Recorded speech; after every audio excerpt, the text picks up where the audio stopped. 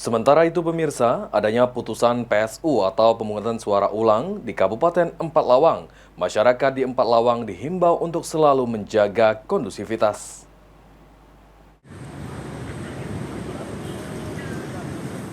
Setelah Mahkamah Konstitusi memutuskan pemungutan suara ulang atau PSU, pemilihan Kepala Daerah Empat Lawang, Polda Sumatera Selatan menyiapkan personil untuk menjaga keamanan, mulai dari penetapan nomor hingga penetapan hasil perhitungan suara ulang. Saat ini Polda Sumatera Selatan masih melakukan koordinasi dengan KPU Empat Lawang untuk melakukan penebalan personil, guna mencegah kericuhan dinilai akan berpotensi terjadi. KPU Empat Lawang sendiri hingga kini masih melakukan persiapan dan diperkirakan akan melakukan PSU pada April atau 60 hari setelah putusan Mahkamah Konstitusi.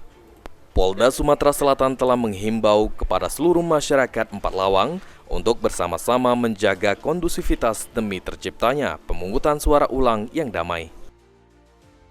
Setiap tahapan pasti akan ada potensi kerawanan, dan itulah yang kita antisipasi dengan penebalan personil yang kita kirimkan baik dari Polda maupun dari Satbrimob yang ada.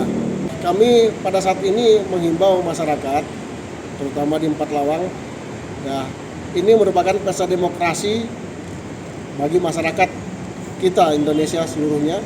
Tolong hargai hak pilih dari masing-masing, sehingga perbedaan itu pasti ada. Namun kita harus menerima apapun hasilnya, dan bagaimana tentang proses demokrasi ini kita kawal dengan baik.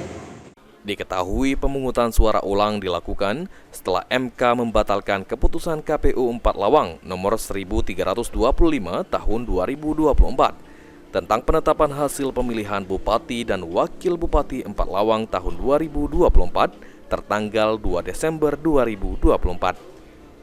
Mulyadi, PAL TV.